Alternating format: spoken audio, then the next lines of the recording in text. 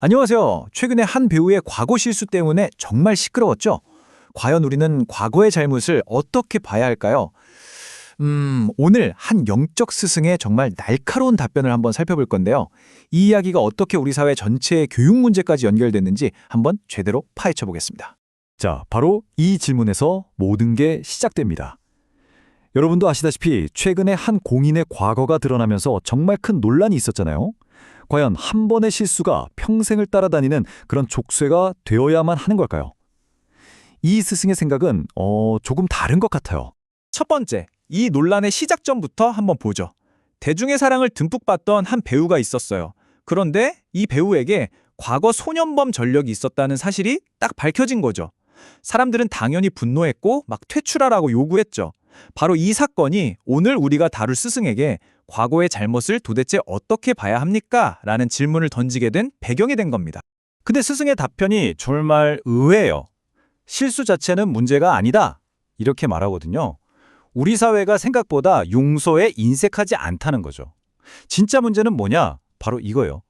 그 경험을 통해서 배우질 못하고 그냥 그 자리를 맴도는 거. 그러니까 성장을 멈춘 개인, 바로 그게 반복되는 문제의 진짜 원인이다. 라는 아주 날카로운 통찰입니다.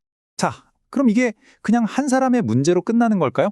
스승은 절대 아니라고 말합니다. 이 논의를 공인의 책임이라는 훨씬 더 큰 차원으로 끌고 가요. 두 번째 파트, 과연 공인의 영향력이라는 게 대체 뭘까요? 이 스승이 정의하는 공인의 범위가요, 생각보다 엄청 넓습니다. 연예인, 정치인은 당연하고 심지어 교수까지 포함시켜요. 그러니까 대중 앞에 서서 어떤 식으로든 본보기가 되는 사람이라면 전부 공인이라는 거예요. 이게 그냥 유명한 사람이란 뜻이 아니고요. 자신의 영향력이 뭔지 끊임없이 공부해야 하는 그런 무거운 책임이 따르는 자리라는 거죠. 와, 이 문장 하나에 스승의 핵심 사상이 다 담겨 있는 것 같아요. 공인이 화를 내면 국민에게 화내는 법을 가르치는 것이다. 이게 무슨 말이냐면요. 공인이 그냥 감정 표현하는 거, 그 하나하나가 단순한 개인의 행동으로 끝나는 게 아니라는 거예요. 그게 바로 사회 전체를 향한 교육이 된다는 거죠.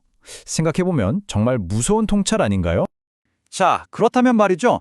이런 식의 가르침이 그것도 수십 년 동안 잘못된 방향으로 계속 쌓이면 과연 어떤 결과가 나타날까요?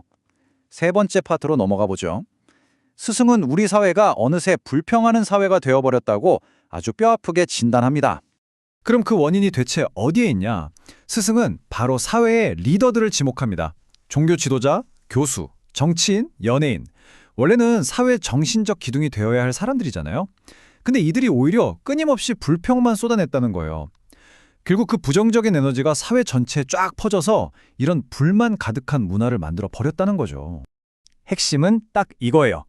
대중의 불만이 그냥 어디서 뚝 떨어진 게 아니라는 겁니다. 이건 뭐랄까?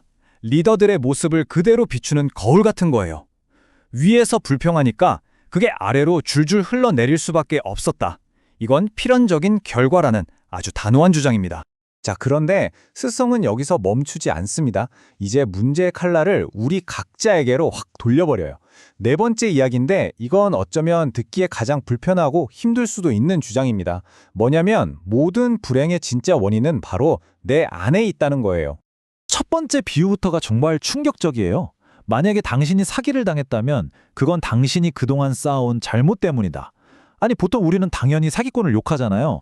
근데 이 스승은 그 불행이 나에게 찾아올 수밖에 없었던 내 안의 원인부터 들여다보라고 말하는 겁니다.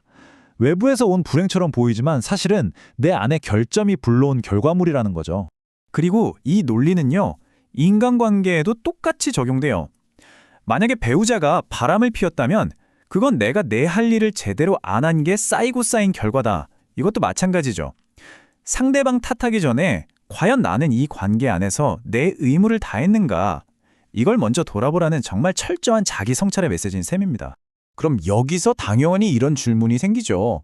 그래, 나의 의무를 다하지 못한 게 원인이라고 치자. 그럼 오늘날 이 관계에서 가장 중요한 의무라는 게 대체 뭘까요? 스승의 답변은 시대의 변화를 정확하게 꿰뚫고 있어요. 옛날 조선시대를 생각해 보세요. 그때 관계의 목적은 뭐였죠? 가문을 잇고 자손을 낳는 거였죠. 하지만 지금은요, 완전히 바뀌었다는 겁니다. 현대의 목적은 바로 대화를 통한 함께 성장하는 것이래요. 그러니까 현대인의 의무는 끊임없이 소통하면서 서로를 성장시키는 거고, 이걸 게을리하면 바로 거기서 관계 문제가 터진다는 겁니다. 자, 그럼 이 모든 문제들, 그러니까 한 배우의 실수에서 시작해서 불평하는 사회, 그리고 개인의 불행까지, 이걸 전부 관통하는 궁극적인 해결책은 과연 뭘까요? 드디어 마지막 5번째입니다. 스승이 우리 모두에게 반드시 필요한 단 하나의 교육을 제시합니다. 여기서 스승은 공인이라는 개념을 아예 사회 전체로 확 넓혀버려요.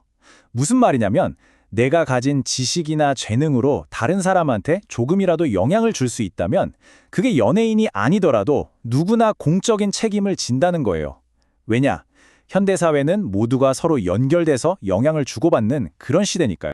바로 이게 스승이 제시하는 최종 해결책, 사회교육이라는 겁니다. 이게 그냥 지식이나 기술 가르치는 교육이 아니에요. 내가 가진 재능, 내가 가진 지위를 어떻게 하면 사회를 위해 올바르게 쓸 수 있을까? 이걸 가르치는 일종의 인성교육인 거죠. 그래서 CEO한테는 CEO에게 맞는 사회교육이, 예술가한테는 또 예술가에게 맞는 사회교육이 필요하다. 바로 이 말입니다. 스승은 바로 이 사회교육이 없다는 것, 이것이야말로 우리 사회가 겪는 모든 문제의 뿌리라고 지적합니다. 회장은 회사를 어떻게 이끌어야 할지, 정치인은 나라를 어떻게 다스려야 할지, 재능 있는 사람은 그 재능을 어떻게 써야 할지, 각자 자기 위치에서 자기 힘을 어떻게 써야 할지를 배우지 못했기 때문에 사회 전체가 삐걱거리고 있다는 거예요. 그리고 이 모든 이야기는요, 결국 다시 맨 처음에 그 배우 이야기로 돌아오게 됩니다. 결국 그의 실수는 그냥 개인의 일탈이 아니었던 거죠.